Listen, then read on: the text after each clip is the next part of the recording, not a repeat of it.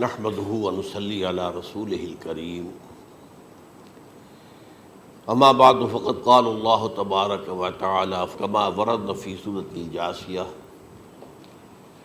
اعوذ بالله من الشيطان الرجيم بسم الله الرحمن الرحيم وإنه لعلم للساعة فلا تمترن بها واتبعوني هذا صراط مستقيم صدق اللہ العظیم رب اشرح لی صدری ویسر لی امری واحلل عقدۃ من لسانی یفقہوا قولی اللہم ربنا الہمنا رشدنا واعذنا من شرور انفسنا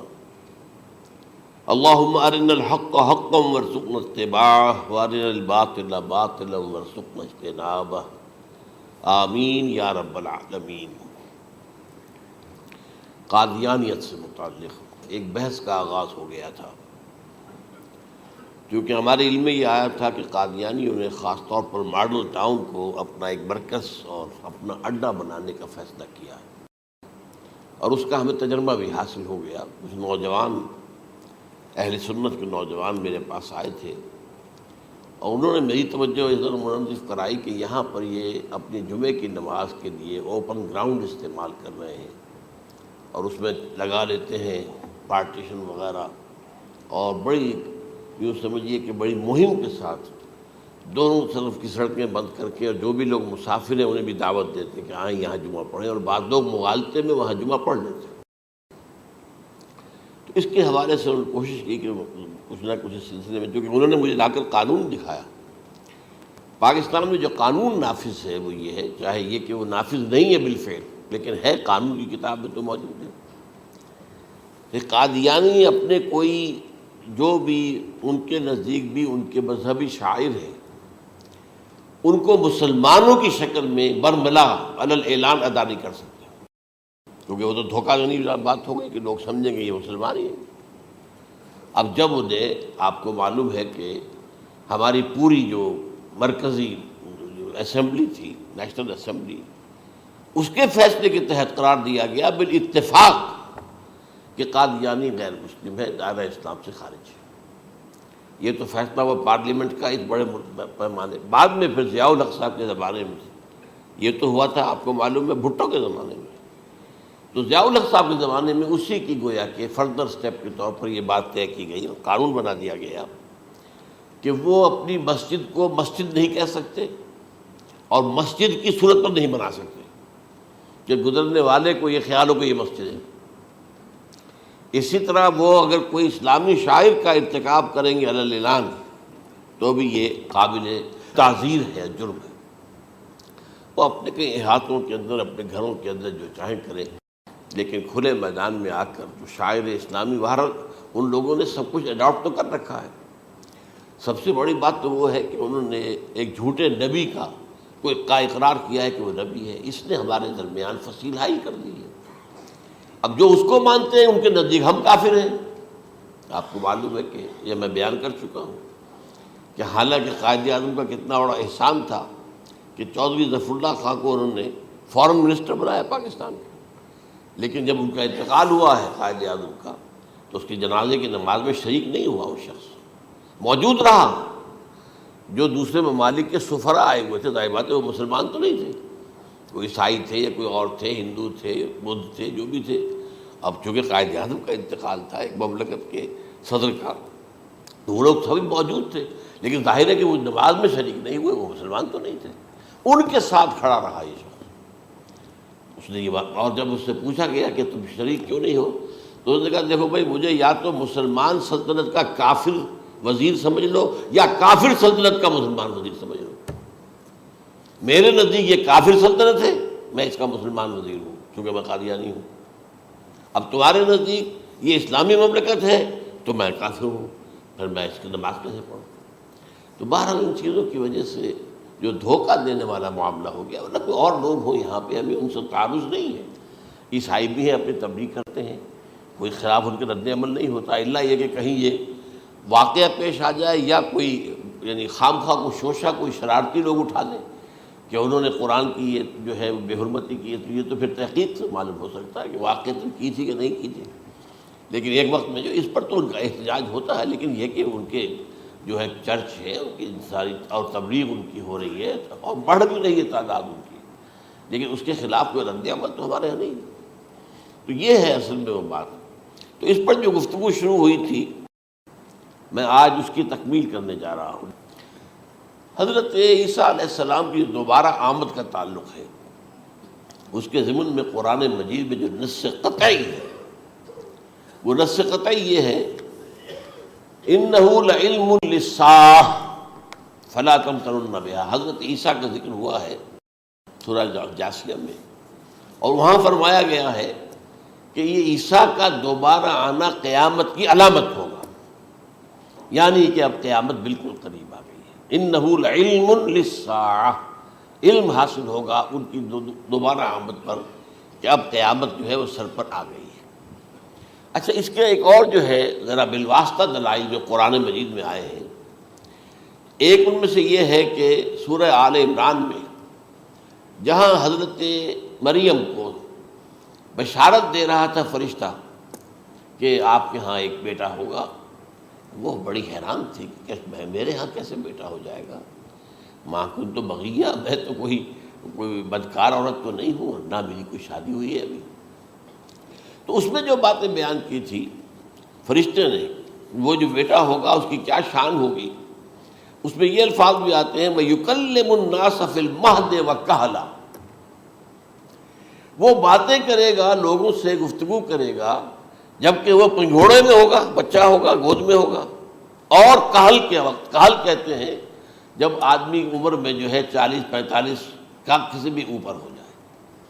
آپ پہلے طفل کہتے ہیں، پھر جوان کہتے ہیں، عربی زبان میں شاب کا لفظ آتا ہے، بہت جوان، بڑی اچھی صحت میں ہے، اس کے بعد پھر ظاہر بات ہے ڈھلوان شروع ہوتی ہے، یہ کہل ہے۔ جب بڑھاپے کے آثار شروع ہوتے ہیں، بال سفید ہونے شروع ہوتے ہیں، تو یہ کہل، قبول۔ اب سوال یہ ہے اس گھوڑے میں بات کر دیں، یہ تو معجزہ ہے، لہذا اس کا ذکر یہاں پر مناسب ہے۔ یہ بڑے ہو کر بات کرنے کی کیا ضرورت تھی کہنے کی، وہ تو سبھی کرتے ہیں انسان، یہ اسی لیے کہ معلوم ہو کہ کہولت بھی انہیں آئے گی یار، حالانکہ آپ کو معلوم ہے سب مانتے ہیں، عیسائی بھی مانتے ہیں، سب مانتے ہیں، 33 برس کی عمر میں انہیں اٹھا لیا گیا،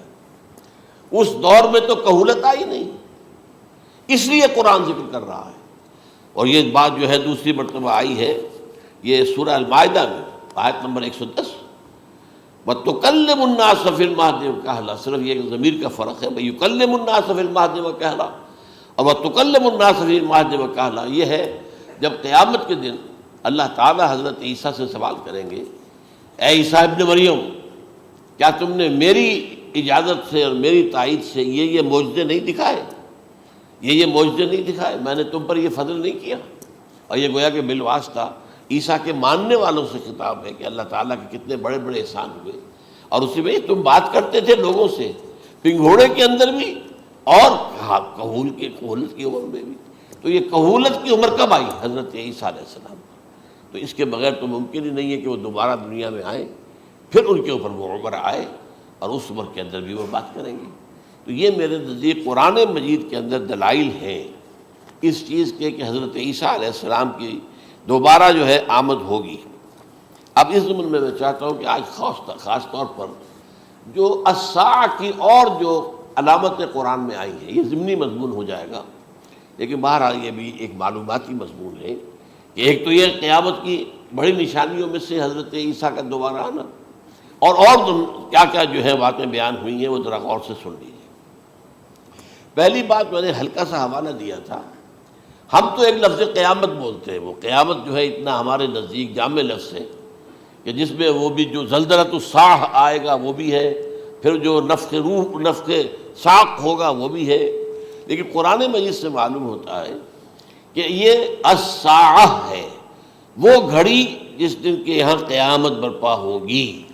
زلزلہ آئے گا، شدید ترین حالات آئیں گے، فوری طور پر تمام انسان مر نہیں جائیں گے۔ جو ہے اس کا نقشہ جو کھینچا گیا ہے، یا ایھا الناس اتقوا ربکم ان زلزلۃ الساعۃ شیء عظیم یوم ترونها تذہل کل مرضعۃ عما ارضعت وتضع کل ذات حمل حملها وتری الناس سکارى وما هم بسکارى ولکن عذاب اللہ شدید، اے لوگوں ڈرو، اللہ کا تقوی اختیار کرو، اس لیے کہ قیامت کا زلزلہ بہت سخت شے ہے، بہت بھاری شے ہے۔ ان زلزلۃ الساعۃ شیء عظیم، جب پہاڑ چل رہے ہوں گے اور جو ہے انسان جو ہیں گے وہ جس طرح پروانے ہوتے ہیں، پتنگے ہوتے ہیں، ایسے اڑ رہے ہوں گے انسان، اور اس میں یہ بھی حال ہوگا کہ لوگ جو ہے ہر جو دودھ پلانے والی ہے وہ اپنے بچے کو بھول جائے گی۔ ظاہر بات ہے کہ اپنی پڑی ہوئی ہے مصیبت، حالانکہ سب سے زیادہ محبوب ترین شے دنیا میں اس سے اونچی محبت نہیں ہو سکتی جو ماں کو اپنے دودھ پیتے بچے سے ہوتی ہے، انہیں بھول جائے۔ تذہل کل مرضعۃ عما ارضعت، اور تمہیں ایسا محسوس ہوگا کہ لوگ کسی نشے کی کیفیت میں ہیں، یعنی وہ بدحواش ہیں، بدحواس ہو گئے، لیکن یہ کہ وما ہم بسکارى، اور وہ مدہوش نہیں ہوں گے، ولکن عذاب اللہ شدید۔ تو یہ ہے زلزلۃ الساعہ، وہ ایک خاص وقت جو ہے، ایک خاص گھڑی جس میں کہ یہ ہونا ہے۔ اس کے علاوہ قرآن مجید میں القارعہ، القارعہ والقارعہ وما ادراک ما القارعہ، یوم یکون الناس کالفراش المبثوث وتکون الجبال کالعہن المنفوش۔ اب یہ کیا ہے؟ یہ نقشہ ہے قیامت، یہ الساعہ، القارعہ الساعہ۔ اسی کے ساتھ قرآن میں آتا ہے الواقعہ، اذا وقعت الواقعۃ لیس لوقعتها کاذبہ، تو یہ خافضۃ رافضہ، یہ الفاظ سورہ واقعہ میں ہے۔ اسی طریقے سے اور جو ہے الحاقہ،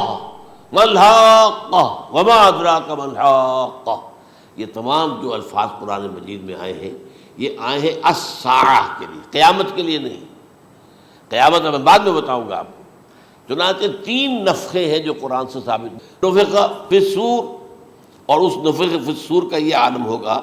یوم ینفخ فی الصور ففزع من فی السماوات ومن فی الارض الا من شاء اللہ، جس دن پھونکا جائے گا سور میں، اور اس وقت صورتحال یہ ہو جائے گی کہ جو بھی آسمانوں میں ہے، زمین میں ہے، سخت پریشانی اور سخت پشیمانی اور ایک طرح کے مرعوبیت اور خائف ہو کر رہ جائیں گے، الا ان کے کہ جن کو اللہ چاہے، اس کے کوئی ملائکہ مقربین ہوں گے۔ من فی السماوات فی الارض ہے، اس لیے ساتھ ہی یہ کہہ دیا گیا ہے، لیکن یہ باقی پورے لوگوں کے اوپر، پوری مخلوقات کے اوپر ایک جو ہے گھبراہٹ کی کیفیت طاری ہو جائے گی۔ تو یہ ہے پہلا فضا۔ دوسرا فضا کیا ہے؟ فضا صعق، صعق کہتے ہیں آدمی کا بے ہوش ہو جانا۔ یہ دوسری مرتبہ جب سور پھونکا جائے گا، وَنُفِخَ فِي الصُّورِ فَصَعِقَ مَن فِي السَّمَاوَاتِ وَمَن فِي الْأَرْضِ إِلَّا مَا شَاءَ اللَّهُ، یہ ہے کہ اس کے بعد وہ سب کے اوپر موت طاری ہو جائے گی۔ یہ دوسرے سور پھونکے جانے کے بعد ہے۔ پھر ثُمَّ نُفِخَ فِيهِ أُخْرَى، پھر ایک مرتبہ اور پھونک ماری جائے گی، یہ تیسرا ہو رہا ہے۔ فَإِذَا هُمْ قِيَامٌ يَنظُرُونَ، تو اچانک سب کے سب کھڑے ہوں گے اللہ کی طرف دیکھتے ہوئے۔ اب یہ جو ہے یہ ہے یوم القیامہ، قام یقوم قیامتاً، کھڑا ہونا، کیونکہ اس دن یوم یقوم الناس لرب العالمین، جس دن کے تمام انسان جو ہے کھڑے ہو جائیں گے اپنے رب کے حضور میں، جس کا نقشہ کھینچا گیا ہے اذا دکت الارض دکا دکا وجاء ربک والملک صفا صفا۔ تو یہ سب کے سب انسان بھی جو ہے موجود ہوں گے، فرشتے صفے باندھے ہوئے ہوں گے، اور اللہ تعالیٰ جو ہے اپنے خاص عرش کے ساتھ، یحمل عرشہ ثمانیہ، 8 فرشتے اس عرش کو اٹھائے ہوئے ہوں گے، جبکہ یہ آسمان پھٹے گا اور اس روئے ارضی پر اللہ تعالیٰ کا نزول ہوگا۔ یہ جو ہے ہمارا یوم القیامہ یہاں ہے، یوم القیامہ ہی میں جو فیصلے ہونے یہاں ہونے، قصہ زمین برسر زمین، جو نیکیاں تم نے یہاں کمائی ہیں یا جو بدیاں تم نے یہاں جن کا ارتکاب کیا کا فیصلہ یہاں ہوگا۔ اس کے بعد واللہ عالم کچھ اور بھی چیزیں ہیں، لیکن یہ کہ وہ سب عام طور پر لوگوں کے علم میں نہیں ہے۔ میں نہیں چاہتا کہ خام خواہ کسی نئی بات سے کوئی جو ہے ذہنوں کے اندر کوئی ایک تشکیک پیدا ہو جائے اور شبہات پیدا ہو جائے، لیکن یہ چیزیں جو میں نے آپ سرچ کی از قرآن ثابت ہے، اسی زمین پر اترنا ہے۔ وجاء ربک والملک صفا صفا، یہ سب کے سب آئیں گے،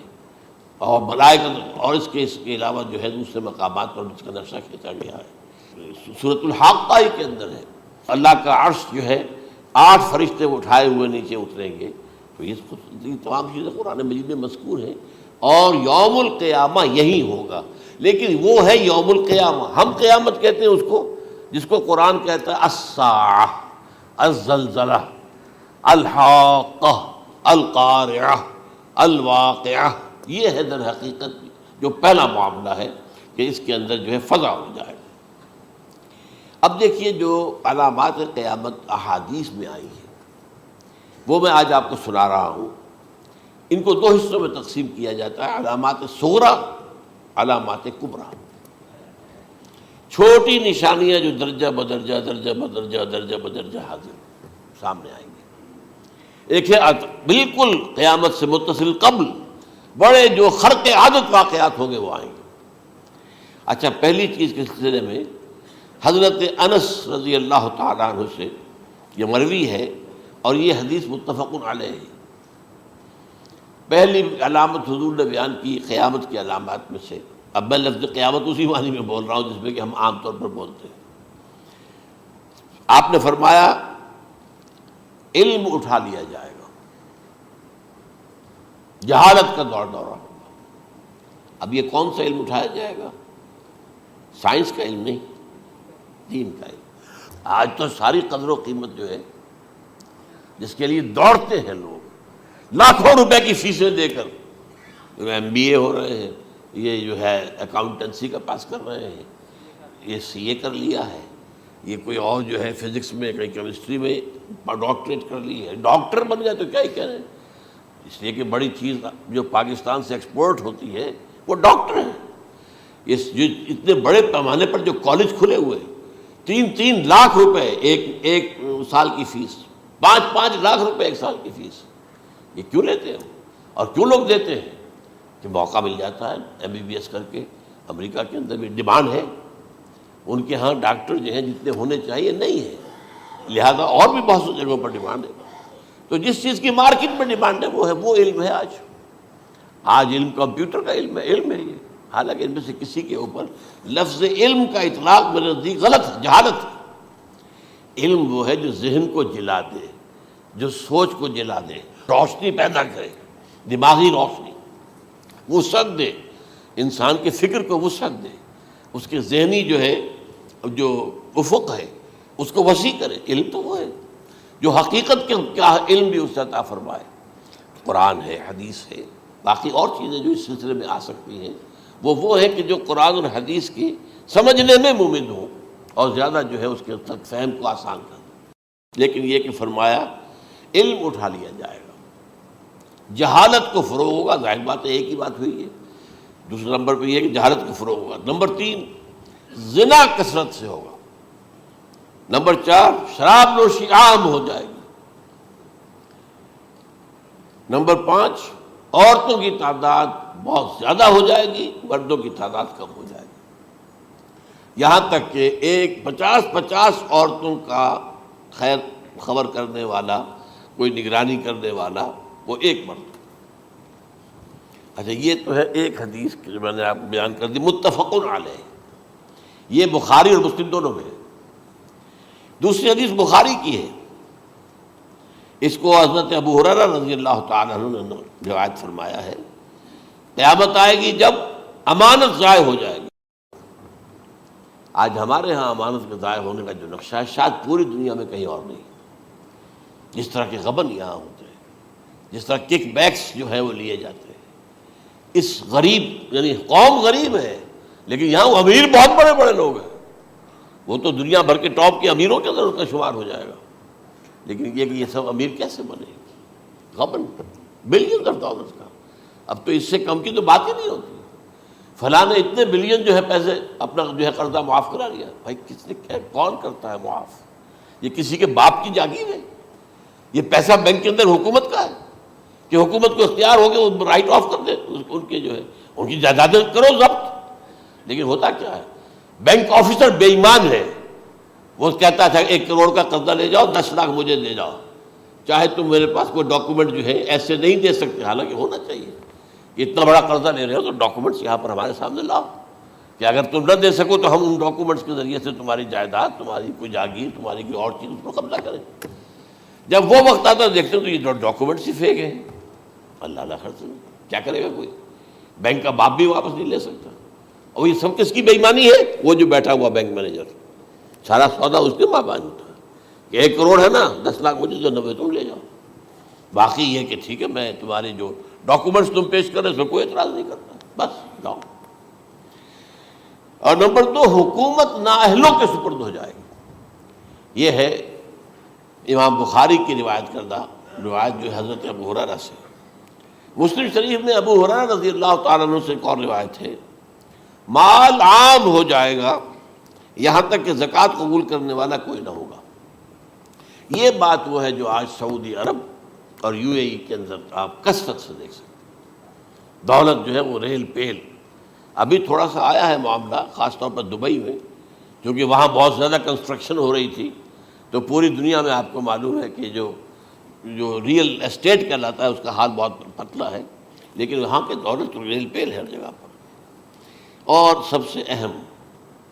متفق علیہ روایت، متفق علیہ کیا، وہ تو حضرت عمر سے بھی مروی ہے، ابن عمر سے بھی مروی ہے، ابن عباس سے بھی مروی ہے، ابو ہریرہ سے بھی مروی ہے، عبداللہ ابن مسعود سے بھی مروی ہے رضی اللہ تعالیٰ عنہ اجمعین۔ اور یہ وہ حدیث ہے جسے کہا جائے حدیث جبرائیل، جسے ام السنہ بھی کہا گیا۔ اس میں جو آخری سوال کیا حضرت جبرائیل نے حضور سے، چوتھا، پہلا یہ تھا کہ اسلام کیا ہے مجھے بتائیے، ایمان کیا ہے، اس کی حقیقت کیا ہے یہ مجھے بتائیے،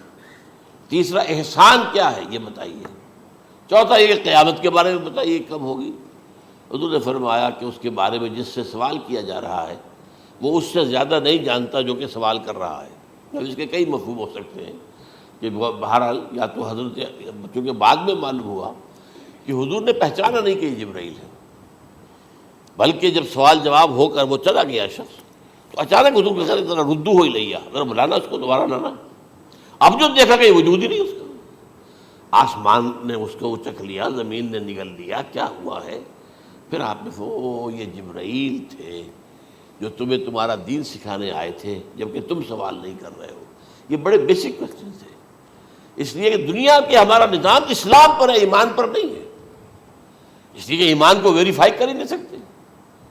کیسے پتہ ہوگا اس میں ایمان ہے یا نہیں ہے؟ کوئی آلہ نہیں ہے، کوئی الیکٹروکارڈیوگرام ابھی تک ایسا نہیں ہے، کوئی جو ہے اور جو طریقے چل رہے ہیں وہ تو ان کے ذریعے سے یہ تو نہیں معلوم ہو سکتا ایمان ہے کہ نہیں۔ لہذا یہاں کا سارا نظام اسلام پر ہے، شہادت اللہ الہ الا اللہ وان محمد رسول اللہ، پھر ایک نظام بنا دیا، وہ اقام الصلاۃ و ایتاء الزکوٰۃ و صوم رمضان و حج البیت۔ اس میں بھی یہ ہے کہ اگر کوئی نماز کو نہیں مانتا تو کافر ہوگا، لیکن نماز پڑھتا نہیں ہے تو کافر نہیں ہے، فاسق ہے، فاجر ہے، گناہ گار ہے، کمزور مسلمان ہے۔ اس طرح زکوٰۃ کا منکر ہو جائے گا تو وہ کافر ہوگا، لیکن زکوٰۃ دے نہیں رہا ہے تو یہ گویا کہ گناہ گاری ہے، کمزوری ہے۔ تو اس حوالے سے نوٹ کر دیجئے کہ یہاں کا دنیا کا سارا اسلامی نظام اور سارا کانسٹیٹیوشنل اور لیگل سسٹم جو ہے اسلام کا وہ اقرار باللسان پر ہے، ایمان ہے وہ کہ جس کی بنیاد پر وہاں فیصلے ہوں گے۔ یہاں کوئی شخص مسلمانوں کا بڑا لیڈر ہے، بڑا علامہ ہے، بڑی اس کی قدر و منزلت ہے، اس کے ہاتھ چومے جا رہے ہیں، پاؤں چومے جا رہے ہیں، ہو سکتا ہے وہاں کہا جائے دفع ہو جاؤ، تمہارے دل میں ایمان نہیں تھا، تم نے یہ سب کچھ کیا تھا اس لیے کہ کہا جائے کہ بڑے عالم ہو، اور یہ کہا جا چکا فقط قیل، اب یہاں کچھ نہیں ہے تمہارے پاس۔ پھر فرشتوں کو حکم ہوگا کہ اس کو گھسیٹتے ہوئے جہنم میں ڈال دیں۔ 3 باتیں بیان کی آپ نے، یہی حشر اس کا ہوگا مالدار کا، اللہ پوچھے گا میں نے تمہیں بہت مال دیا، تم نے کیا کیا؟ وہ کچھ گنوانا شروع کرے گا، اللہ فرمائے گا جھوٹ بول رہا، قذبت، تم نے یہ خیرات و صدقات اس لیے کیے تھے کہ تمہاری سخاوت کے ڈنکے بج جائے، تعریفیں کی جائے، وہ کی جا چکی ہے، دنیا میں ڈنکا بج گیا،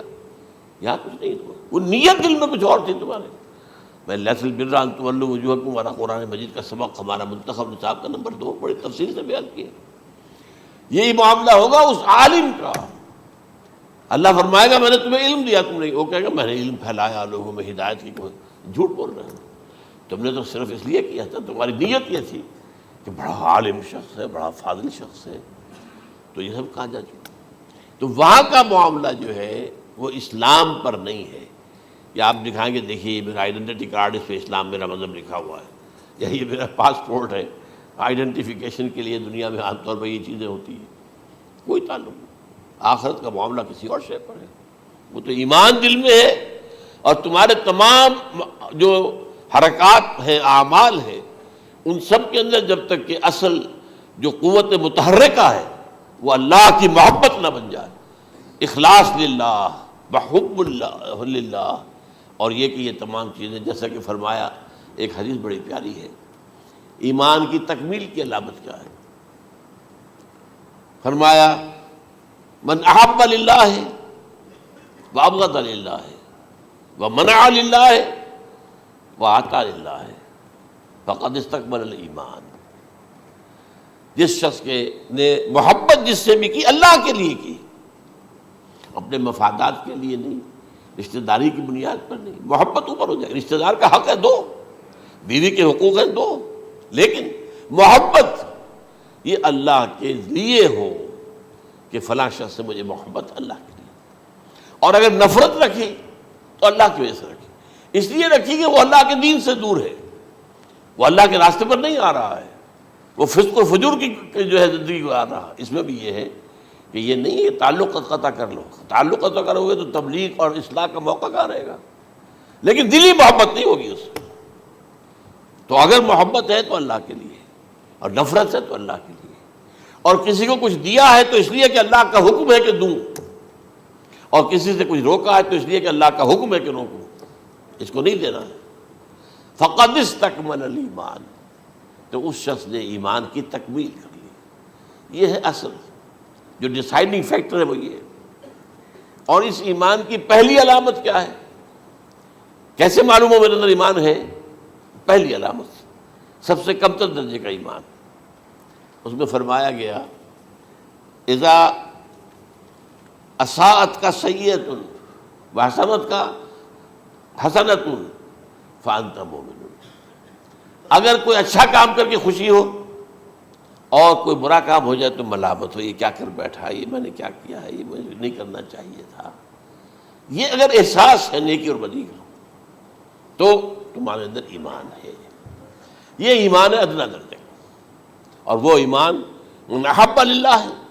وابغض للہ ہے واعطى للہ ہے ومنع للہ فقد استکمل الایمان.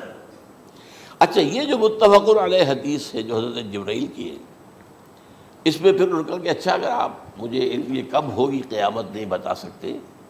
تو اس کی کچھ علامتیں بتائیے. یہ بڑی عظیم تھا، کیونکہ یہ تو تمام احادیث کے اندر میں نے عرض کیا نا کہ سب سے زیادہ صحابہ سے منقول ہے. اور آپ نے فرمایا کہ جب لونڈی اپنی مالکہ کو جنے گی اور تم دیکھو گے کہ ننگے بدن ننگے پیر بھوکے ننگے بھیڑوں اور بکریوں کو چرانے والے اونچی سے اونچی عمارتیں بنانے میں ایک دوسرے کا مقابلہ کریں گے. اذا تلد الامۃ ربتها، کیا بات ہے، یہ خاص الفاظ کیوں کہے گئے؟ اولاد والدین کے سامنے دب کر رہتی تھی، کبھی سینہ تان کر بات نہیں کرتے تھے. ٹھیک ہے، کوئی بات آپ مان نہیں سکتے، ابا جان یہ بات تو میں نہیں کر سکتا. یا فرض کیجئے کہ وہ آپ کو کسی نیکی سے روک رہے ہیں، کہ دینی کام سے روک رہے ہیں، ابا جان یہ تو میں نہیں کروں گا، یہ تو دین کا فرض ہے. یہ کہیں آپ، اور ڈٹ کر کہیں اور جمیں اس پر، لیکن یہ کہ کوئی سرکشی کا انداز نہ ہو. ایسا نہ ہو کہ اپنے جناب سینے کو تان کر کے کھڑے ہو جائے، میں نہیں کروں گا، یہ نہیں، یہ غلط ہو جائے. اچھا، اولاد میں بیٹی جو ہوتی تھی وہ زیادہ سبارڈینیٹ، سبمسیو، بات ماننے والی، کہیں بھی سر اونچا نہ کرنے والی. اور آخری دور میں کیا ہوگا، بیٹیوں سے مائیں ڈریں گی، انہیں ٹوک نہیں سکتی کسی بات پر، پتہ نہیں کیا بک دے گی، کیا بکواس کر دے. یہ تو ہمارے ہاں ہو گیا ہے. باہر کیا ہے وہ تو آپ یہ بھی نہیں پوچھ سکتے. آپ کی 13 برس کی لڑکی آئی ہے رات کو 1 بجے، نہیں پوچھ سکتے کہاں رہی ہو، یہ رات کہاں گزاری، پوچھ ہی نہیں سکتے. یہ پوچھنا بھی جرم ہے. اپنے چھوٹے بچے کو آپ نے ایک تھپڑ مار دیا، تہذیب ہے، سکھانا ہے، غلط کام کیا ہے، اس کی سرزنش ہو رہی ہے، فوراً وہ اگر ایک فون کر دے گا پولیس آئے گی، بچے کو لے جائے گی، اسے لا کر کہیں اور جو ہے ڈپازٹ کرے گی، اور آپ پر مقدمہ چلے گا، آپ کو اس کی سزا بھگتنی ہوگی. ظاہر بات ہے کہ پھر وہاں سرکشی کا کیا عالم ہوگا. پھر اولاد کہاں سر جھکائے گی، کس درجے میں جھکائے گی، اس کی تربیت عثمانی میں ہوئی نہیں. تو ان تلد الامۃ ربتها، گویا کہ بیٹی کے نزدیک ماں جو ہے وہ ایسی ہو جائے گی جیسے لونڈی گویا کہ لونڈی نے ایک اپنی مالکہ کو جنم دیا ہے، بیٹی مالکہ بن جائے گی اور ماں جو ہے لونڈی بن جائے گی، اور دولت کی ریل پیل کا ابھرتا دکان، یہ جو بھوکے ننگے اور مفلس، کیا حال تھا 100 برس پہلے، انہیں کھانے کو کچھ نہیں ملتا تھا۔ یہ مشرقی ساحل پر تھے، یہ سوائے یہ کہ مچھلیاں پکڑ لی، اللہ خیر اللہ وہ کھا لی، یا کہیں ان کو بیچ دیا، کوئی بنڈی لگ گئی، بنڈی لگ جاتی تھی وہاں، اور کیا تھا۔ اور مغربی ساحل پہ کیا ہوتا تھا، ساری ان کی معیشت حج کے گرد گھومتی تھی، حاجی آئے ہیں، خریداریاں کر رہے ہیں، اور آپ کو معلوم ہے پوری دنیا سے مال پہلے بھی پہنچتا تھا وہاں، آپ کو جو ہے ہر ملک کے ہر کونے کا پھل وہاں مل جائے گا آج بھی۔ اور وہاں پر یہ ہے کہ سب سے بڑی بدوؤں کے لیے سب سے بڑی بات کیا تھی، قربانی کا گوشت، اسے وہ سکھاتے تھے، سخت چمڑے کر کے کھاتے تھے،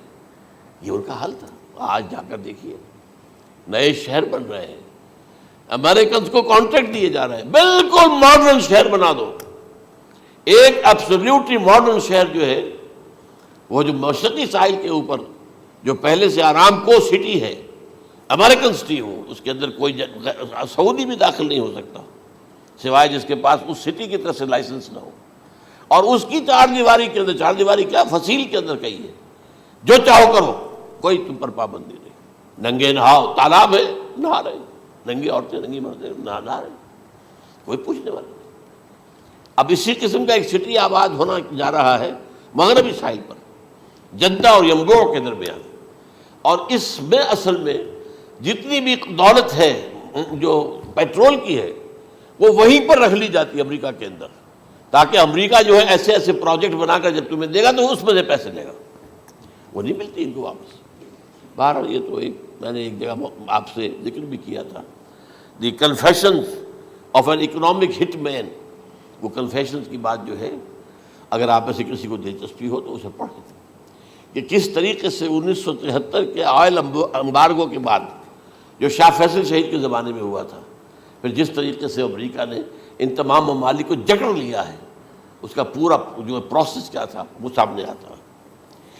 بہرحال اس کے بعد آتا ہے علامات کبریٰ کا ذکر، بڑی علامتیں جو کہ بالکل خرق عادت کے انداز میں ہوگی، جن کا معاملہ جو ہے وہ آپ کے ناپ تول میں نہیں آ سکتا، آپ کی کیمسٹری فزکس اس کا جو ہے وہ نہیں کر سکتی، ادراک ہوگا یہ قیامت کی۔ ان میں نمبر 1 کیا ہے، ایک بہت بڑا دھواں آئے گا، پوری دنیا کو لپیٹے گا۔ نمبر 2 دجال کا ظہور ہوگا، جو اپنی خدائی کا دعویٰ لے کر آئے گا اور بنوائے گا، اس کے ہاتھ میں ہو جائیں گے، قبضے میں ہو جائیں گے سارے ذرائع پیداوار کے، اس کی طرف بھی پہلا قدم اٹھ چکا ہو، ٹرپس کے نام سے معاہدہ ہو چکا ہے، کوئی ملک اپنا بیج پیدا نہیں کر سکتا،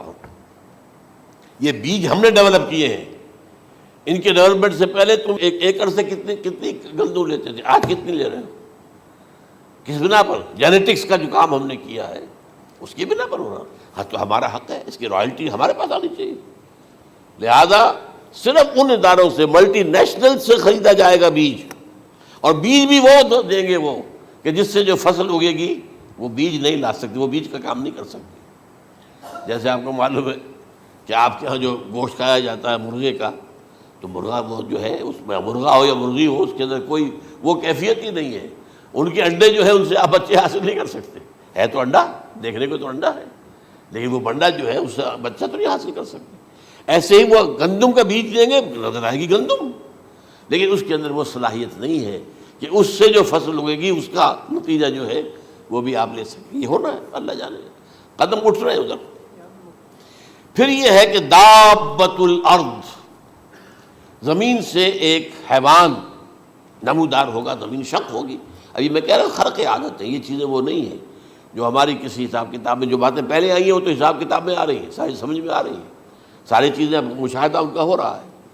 لیکن یہ ہے کہ دابۃ الارض، یہ کہتے ہیں کہ کوہ صفا، اس میں تو نہیں ہے حدیث میں، کوہ صفا پھٹے گا اور اس میں سے ایک حیوان دابہ وہ ظاہر ہوگا، تو اسی لیے فرمایا ہے وَإِذَا وَقَعَ الْقَوْلُ عَلَيْهِمْ أَخْرَجْنَا لَهُمْ دَابَّةً مِّنَ الْأَرْضِ تُكَلِّمُهُمْ، تو ہم اندر سے پیٹ کے چیر کر زمین کے پیٹ کو ایک حیوان کو برآمد کریں گے جو انسانوں سے بات کرے گا، گفتگو کرے گا۔ نمبر 4 طلوع الشمس من المغرب، یہ بھی خرق عادت، سورج تو طلوع ہوتا ہے مشرق سے، غروب ہوتا ہے مغرب میں، لیکن اس وقت معاملہ الٹا ہو جائے، یعنی جو کائنات کے اندر جو گڑبڑ ہوگی کچھ سمجھ میں بات آتی ہے کہ یہ معاملہ جو ہے یہ تو اس پورے سولر سسٹم کو اگر بدل دیتے ہیں تو مشرق مغرب ہو جانا، مغرب مشرق ہو جانا، یہ سمجھ میں آنے والی بات ہے۔ اس کے بعد ہے عیسیٰ ابن مریم کا نزول، جس کے بارے میں آج میں نے گفتگو کی ہے تفصیل سے۔ یہ نزول ہونا ہے، یہ علامات قیامت میں سے حضور نے بیان فرمایا ہے، اور قرآن مجید کی جو اصطلاحات ہیں اس کے حوالے سے میں نص قطعی جو ہے وہ میں آپ کے سامنے رکھ چکا ہوں۔ پھر یاجوج ماجوج کا ایک معاملہ ہے، یہ میں ابھی اس وقت زیادہ اس پر بات نہیں کر سکتا۔ حضرت عیسیٰ علیہ السلام کے نزول کے بعد 2 کام ہوں گے، یہودیوں کا قلع قمع ختم، تمام یہود، ایک کام تو یہ ہونا ہے، اور نمبر 2 عیسائیت کا ختم ہو جانا، عیسائیت کی نفی کر دیں گے، بھائی تم مجھے خدا کا بیٹا بنائے بیٹھے ہو، میں تم خدا کا بیٹا نہیں ہوں، میں تو اس کا بندہ ہوں، رسول ہوں، میں نے تم سے کب کہا تھا کہ مجھے خدا کا بیٹا بناؤ۔ نمبر 2 یہ کہ وہ خنزیر کو قتل کر دیں گے، یعنی یہ تم نے خنزیر کب سے کھانا شروع کر دیا، میں تو تم کو نکاح اجازت دے کر گیا تھا، یہ تو شریعت موسوی میں حرام تھا، اور میں کہہ کر گیا تھا کہ یہی شریعت تم پر لاگو رہے گی، ہاؤ کم تم نے کیسے یہ؟ آج بھی بہت سے رومن کیتھولکس جو ہے وہ سور نہیں کھاتے، وہ اس میں ہے ان کے اندر کچھ نہ کچھ بات جو ہے جو حضرت عیسیٰ کی تعلیمات کا کچھ اثر ان کے ہاں ہے۔ میں تو ایک مرتبہ، یہ 1971 کی بات ہے، 4-5 دن کے لیے برسلز میں رکا تھا، اس لیے کہ وہاں مجھے ایک صاحب نے خط لکھا تھا کہ وہاں ایک نوجوان ہے، ابھی اس ایمان لایا ہے، اور اس کے کچھ مسائل ہیں، ہم کوشش کر رہے ہیں ان کے مسائل حل کریں، آپ بھی جا رہے ہیں۔ میں انگلینڈ جا رہا تھا تو واپسی پر آپ ان کے یہاں چند دن ٹھہرے، میں حیران ہوا،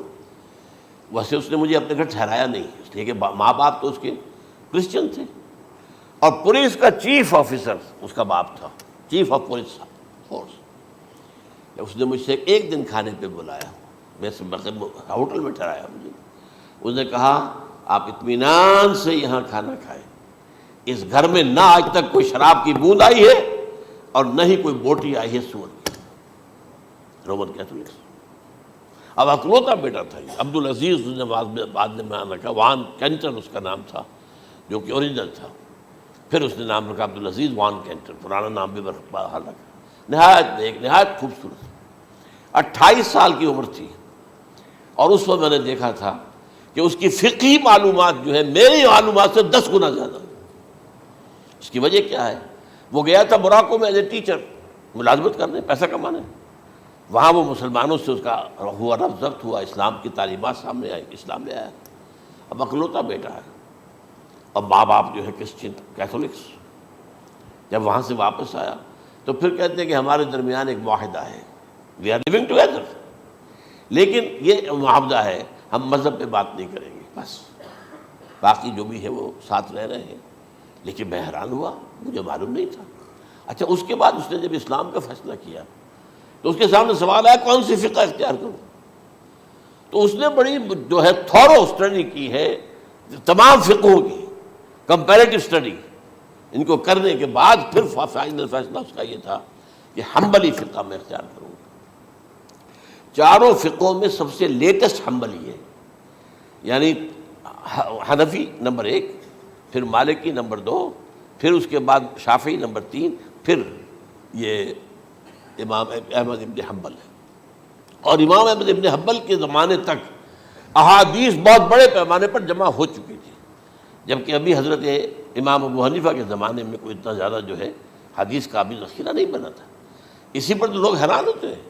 کہ زیادہ حدیث امام ابو حنیفہ کے علم میں نہیں تھی، لیکن مجال ہے کہ ان کا کوئی فتویٰ جو ہے کتاب و حدیث کے، کتاب اور سنت کے خلاف ہو، اگرچہ انہوں نے صاف کہا کہ اگر تم پاؤ کوئی ایسی سچی حدیث، پختہ حدیث جو میری کسی رائے کے خلاف ہو تو میری رائے کو دیوار پر دے مارنا اور اس صحیح حدیث کی پیروی کرنا۔ لیکن ویسے اس کے بعد یہ کمال یہ ہے کہ بہت ہی کوئی شاذ معاملہ ہے کہ جس میں ان کا کوئی فتویٰ وہ کتاب و سنت کے منافی ہو یا سنت کے منافی ہو۔ کتاب پہ تو سوال پیدا نہیں ہوتا، کتاب تو ساری ان کے سامنے موجود تھی۔ اس کے بعد یہ ہے کہ یاجوج ماجوج، اصل میں بتا رہا تھا آپ کو کہ جب عیسائیت بھی ختم ہو گئی، یہود ویسے ختم ہو گئے، استیصال ہو گیا، جڑ کٹ گئی، اب عیسائیت گویا کہ اسلام میں ضم ہو گئی،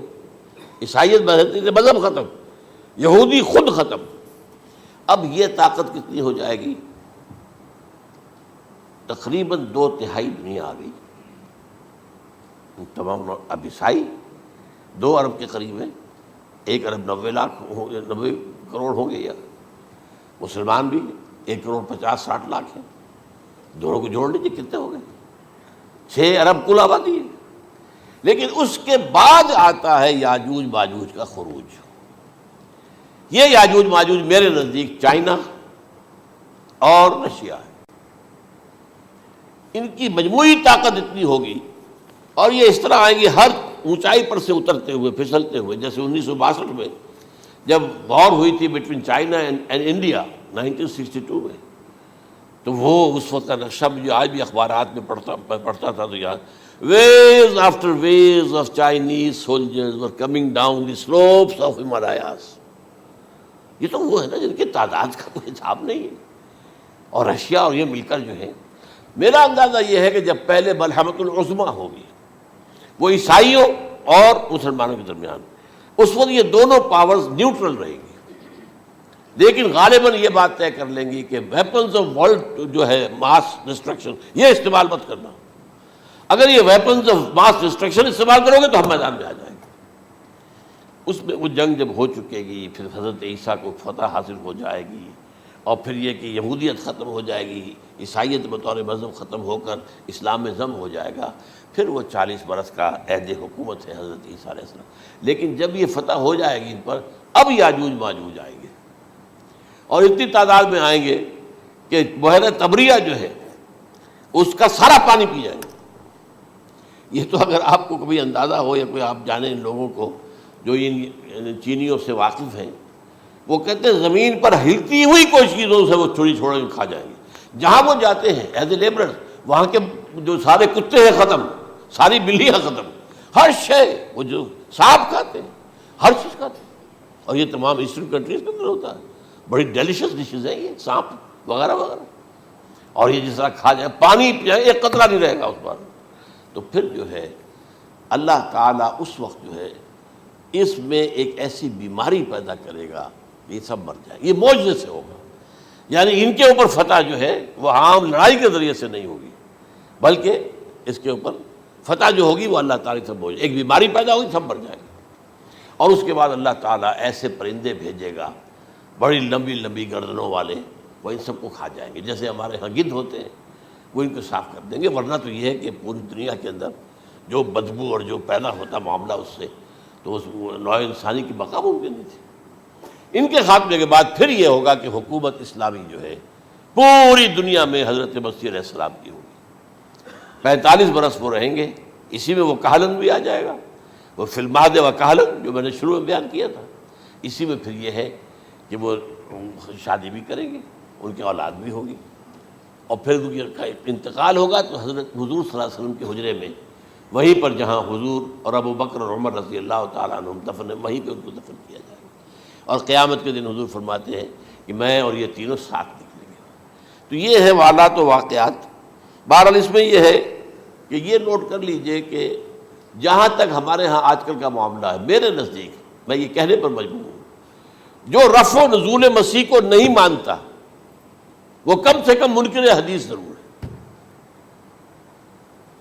میں اس سے کم کا فتویٰ نہیں دے سکتا۔ اب یہ ہے کہ جو لوگ مہدی کو نہیں مانتے ان کا معاملہ میں مختلف سمجھتا ہوں، چند منٹ لے رہا ہوں آپ کے، اور اس لیے کہ ان کی حدیثیں صحیحین میں نہیں ہیں، بخاری مسلم میں نہیں، اور یہ کہ بہرحال ان کا معاملہ جو ہے وہ ایسا نہیں ہے حضرت عیسیٰ کا، حضرت عیسیٰ کے آنے کا جو کچھ ہوگا وہ تو میں نے آپ کے سامنے بیان کر دیا، لیکن یہ ہے کہ حضرت مہدی ہمارے نزدیک اس میں خرق عادت کوئی ہے ہی نہیں، جیسے ہر صدی کے مجدد ہوتے ہیں، آخری صدی کے مجدد وہ ہوں گے، اور میرے نزدیک یہی آخری صدی ہے، اور اسی میں حضرت مہدی کا ظہور ہو جانا۔ سعودی عرب میں کوئی خانہ جنگی ہوگی کسی بادشاہ کے انتقال پر، اور پھر اس وقت یہ ظاہر ہوں گے، اس وقت ملک کے حالات کو سنبھالنے کے لیے لوگ ان کو زبردستی نکالیں گے، چھپے ہوئے ہوں گے ایک گھر میں، یہ حضرت ام سلمہ رضی اللہ تعالی عنہ کی روایت ہے کہ ایک بادشاہ کے انتقال پر یہ بخارا جنگی ہو جائے گی اور ایک شخص مدینے سے بھاگ کر مکے میں چھپ جائے گا. یہ تو ہے ان کے الفاظ، میں توجیہ کر رہا ہوں. یہ لوگ ان کی طرف دیکھ رہے ہوں گے کہ یہ جو وقت آیا ہے فتنے کا ہماری قوم پر، ہمارے ملک پر، تو ان کی شخصیت ایسی ہے کہ یہ بیچ میں آئیں، صلح صفائی کرائیں، اور وہ جو ہے اس ذمہ داری سے بچ کر بھاگیں گے اور جا کر مکے میں چھپ جائیں گے. پھر لوگ انہیں تلاش کر کے نکالیں گے اور زبردستی ان کے ہاتھ پر بیعت کریں گے، ورنہ وہ اتنے بڑے منصب کو. اور پھر یہ بھی ہے، ایک حدیث میں آتا ہے یصلحُ فی لیلۃ واحدہ، ایک رات میں ان کی مکمل اصلاح کر دیں گے. یعنی اگر کوئی تھوڑا بہت نقص اور عیب کوئی ہوا بھی، کوئی کمی کوتاہی ہوئی بھی، تو اللہ تعالیٰ ایک رات میں اصلاح کروا دیں. لیکن ہمارے نزدیک اس قدر کوئی خرق عادت ہے ہی نہیں. البتہ جو کہتے ہیں اہل تشیع، وہ خرق عادت ہے کہ ان کے 12ویں امام جو ہے وہ بچپن ہی کے اندر اس خوف سے کہ جو بنو عباس بادشاہ ہیں وہ ان کو قتل کر دیں گے، تو وہ ایک غار میں چھپا دیے گئے. اب وہ 1200 برس سے اس غار کے اندر چھپے ہوئے، اور اس کے بعد وہ ظاہر ہوں گے، وہ امام مہدی ہوں گے. اس میں خرق عادت ہے. لیکن میں یہ کہتا ہوں کہ محض خرق عادت کی بنیاد پر ہم اس کی نفی نہیں کریں گے. کیوں؟ کیا ہم یہ نہیں مانتے کہ اصحاب کہف 300 برس تک سوئے رہے؟ یہ کیا عام بات ہے؟ حضرت عزیر علیہ السلام، اللہ نے انہیں موت دی، موت، اور 100 برس کے بعد زندہ کر کے اٹھا لیا. تو خرق عادت حضرت عیسیٰ کو ہم اتنا بڑا خرق عادت مانتے ہیں کہ اٹھا کر آسمان پر، تیسرے آسمان کے اوپر ہیں، موجود ہیں، اب بھی ہیں. شب معراج میں تیسرے آسمان پر حضور کی ملاقات ان سے ہوئی. تو یہ خرق عادت کی بنیاد پر نفی نہیں ہم کرتے. ہو سکتا ہے، لیکن یہ کہ اس کے لیے ہمارے پاس کوئی دلیل نہیں، کوئی احادیث نہیں، کچھ نہیں، اس لیے ہم اس کو نہیں مانتے. البتہ خود وجود جو ہے حضرت مہدی کا، وہ کوئی عجیب بات نہیں ہے. وہ تو جیسے پہلے بھی آئے ہیں ہمارے مجددین، ایسے مجدد ہوں گے اور دین کو تازہ کر دیں گے. ایک صحیح اسلامی ریاست جو ہے وہ عرب میں قائم ہو جائے گی دوبارہ. حضور نے فرمایا وہ عدل اور انصاف سے عرب کو اسی طرح بھر دے گا جیسے کہ وہ اس سے پہلے ظلم اور جور اور زیادتیوں کے سے بھری ہوئی ہوگی. تو یہ کام ہوگا، یہ تو مجدد کا کام ہوتا ہی ہے اس حوالے سے. لیکن بہرحال میں نے پھر بھی کہا کہ اگر احادیث کی کمزوری کی وجہ سے کہ صحیح عین میں نہیں ہے، اگر کوئی شخص انکار کرے تو مجھے کوئی اعتراض نہیں ہے، ٹھیک ہے. لیکن جو حضرت عیسیٰ کے نفع سماوی اور حضرت عیسیٰ کے نزول کا انکار کرتا ہے، وہ کم سے کم،